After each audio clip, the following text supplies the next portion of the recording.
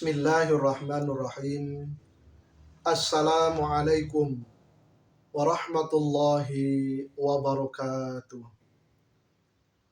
Alhamdulillah wassalatu wassalamu ala Rasulillah wa ala alihi wa ashabihi wa mawala, amma ba'du.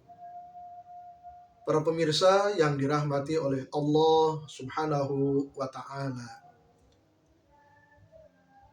pada materi atau video yang telah saya sampaikan tentang keistimewaan atau keutamaan 10 hari di bulan Zulhijjah, bahwa amal ibadah, amal soleh yang dilaksanakan pada 10 hari awal bulan Zulhijjah memiliki nilai dan keistimewaan yang sangat tinggi di hadapan Allah Subhanahu wa ta'ala. Itu terbukti bahwa amal ibadah, amal soleh yang dilaksanakan pada awal-awal bulan Zulhijjah, nilainya di hadapan Allah lebih baik dari amalan jihad fi sabilillah. Selanjutnya, amalan apa yang dapat kita laksanakan pada 10 hari bulan Zulhijjah atau umumnya pada bulan Zulhijjah ini, sehingga akan mendapatkan atau memperoleh pahala yang utama di hadapan Allah Subhanahu wa ta'ala. Secara umum, setiap amalan, setiap amal soleh yang kita laksanakan pada 10 hari bulan Zulhijjah ini, terutama di awal-awal bulan Zulhijjah, maka berdasarkan hadis yang telah sampaikan pada video yang telah lalu, setiap amal soleh nilainya lebih besar dan lebih tinggi dari jihad fi sabilillah.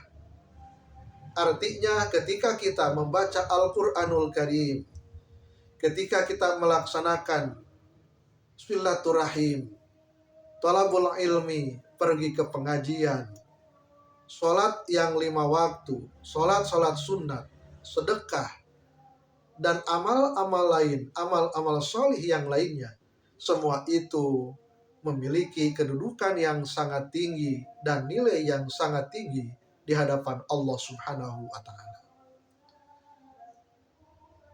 Tetapi dari semua amal-amal solih tersebut, dalam bulan Zulhijjah ini, terutama pada 10 hari awal bulan Zulhijjah, ada amal-amal yang memang sangat istimewa dan hanya terdapat dalam bulan Zulhijjah. Apa saja amalan-amalan tersebut? Yang pertama adalah ibadah haji, yang kedua ibadah umroh. Maka ibadah haji tidak dapat dilaksanakan dalam bulan-bulan yang lain kecuali dalam bulan Zulhijjah. Sebagaimana Allah firmankan, Al-Hajju Ashhurum Ma'lumat. Musim haji, musim pelaksanaan haji adalah pada bulan-bulan yang ditentukan, yaitu dari mulai bulan Zulqa'dah keberangkatan sampai bulan Zulhijjah. Itu adalah waktu-waktu atau musim-musim pelaksanaan ibadah haji. Maka tidak sah apabila melaksanakan ibadah haji pada bulan-bulan selain pada bulan-bulan yang telah ditentukan oleh Allah Subhanahu wa ta'ala. Ibadah umroh sebenarnya bisa kapan saja, tetapi ibadah umroh yang menyatu dengan ibadah haji hanya dapat dilaksanakan ketika kita sedang melaksanakan ibadah haji.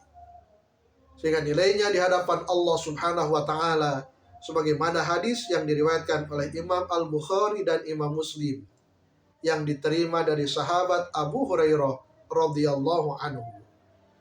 Al-umratu ilal umrati kafaratul lima bainahunna, wal hajjul mabrur laisa lahu jazaa'un illal jannah. Umroh yang satu ke umroh yang lain menjadi kiparat antara waktu-waktu keduanya. Dan ibadah haji tidak ada balasan yang lain kecuali surga yang dijanjikan oleh Allah Subhanahu wa Ta'ala. Amalan yang ketiga yang khusus dilaksanakan pada bulan Zulhijjah, terutama pada tanggal 9 Zulhijjah atau hari Arafah, adalah melaksanakan saum Arafah atau saum sunnah pada tanggal 9 Zulhijjah bagi orang-orang yang sedang tidak melaksanakan ibadah haji. Artinya, selain orang-orang yang sedang melaksanakan ibadah haji yang berada di tanah air, disunatkan untuk melaksanakan saum pada tanggal 9 yang disebut saum Arafah. Dan hukumnya sunat muakkad. Dan balasannya pun sangat tinggi di hadapan Allah Subhanahu wa Ta'ala. Dalam hal ini Rasulullah Shallallahu Alaihi Wasallam bersabda, "Saumu yaumi Arafata, ahtasibu 'ala Allah ayyukaffiru sanatal lati qablahu was sanatal lati ba'dahu." Saum Arafah, kata Rasulullah SAW, itu dapat menjadi kifarat, dapat menghapus dosa setahun yang telah lalu dan setahun yang akan datang.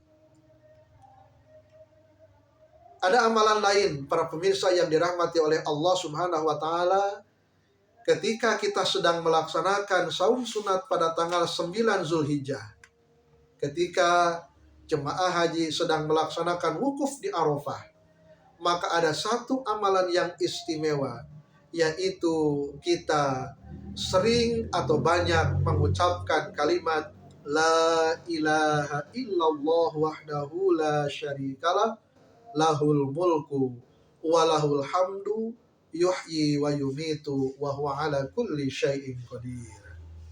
Hal ini sebagaimana sabda Rasulullah sallallahu alaihi wasallam yang diriwayatkan oleh Imam Muslim.